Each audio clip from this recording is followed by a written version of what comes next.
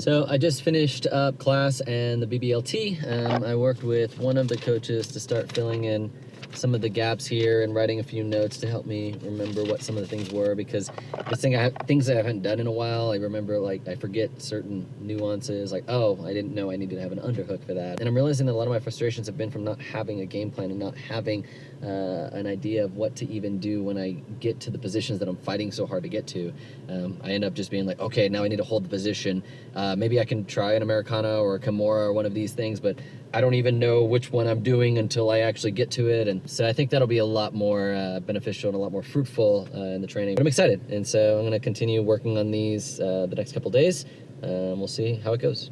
Also, my AC stopped working, and I think I gotta get it fixed soon. It's Tuesday afternoon, and I was out of town for a few days last week, so I wasn't able to train as much, but I did have a good conversation with the head coach. They call black belt who teaches is called a professor, so my head professor at my school, and just letting him know that I had been feeling a little bit discouraged last few weeks, really since I had kind of signed up for the competition. I knew that there's a chance that I could lose or I could win. It could go either way. And I felt that before I signed up for the competition, my relationship with losing was more of like, doesn't really matter. Like, what am I learning as I'm losing? What am I learning when I get tapped out? How do I get out of that position, or how do I avoid that from happening again?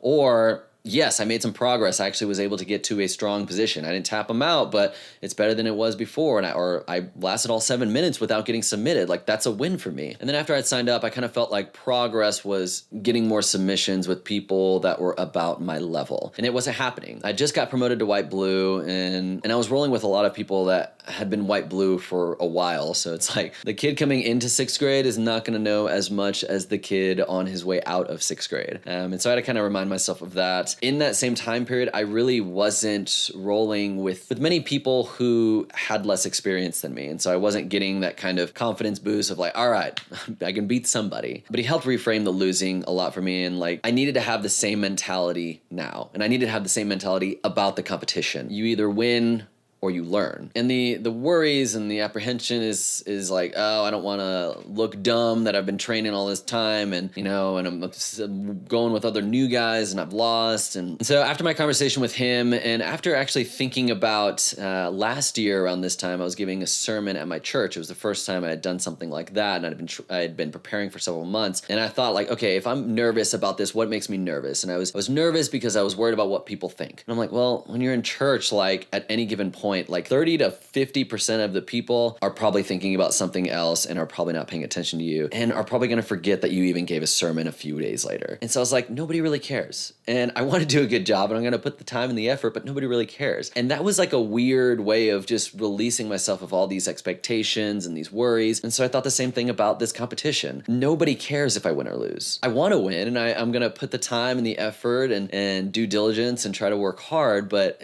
nobody cares.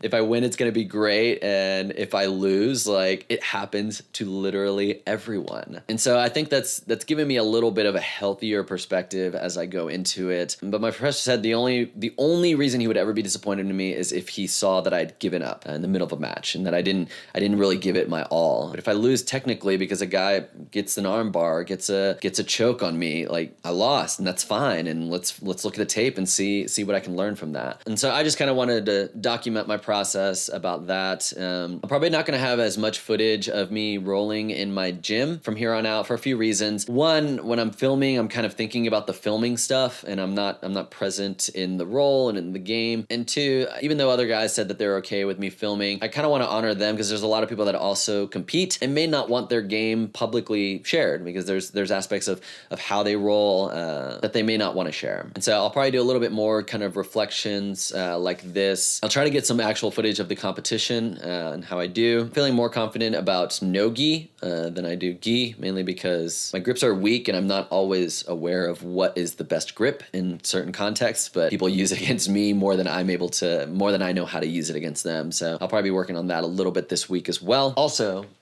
I kind of was able to finish up filling in some of the gaps as far as like, what do I want to do from half guard top? What do I want to do from half guard bottom? What do I want to do from side mount? And so I'm going to try to have some more intentional rolls. The other day I was like, okay, terrible from mount. I need to keep practicing my mount escapes. And so the people that I was rolling with, like, I want you to try to keep me in mount as much as possible. And they did. Just getting used to just like that feeling of like being uncomfortable, feeling like you don't have a way out and not giving up, but just still like, just keep going. I'm uncomfortable. I'm not being choked. My arm's not being twisted and broken in any which way. Keep trying. Keep going. That's where I'm at today.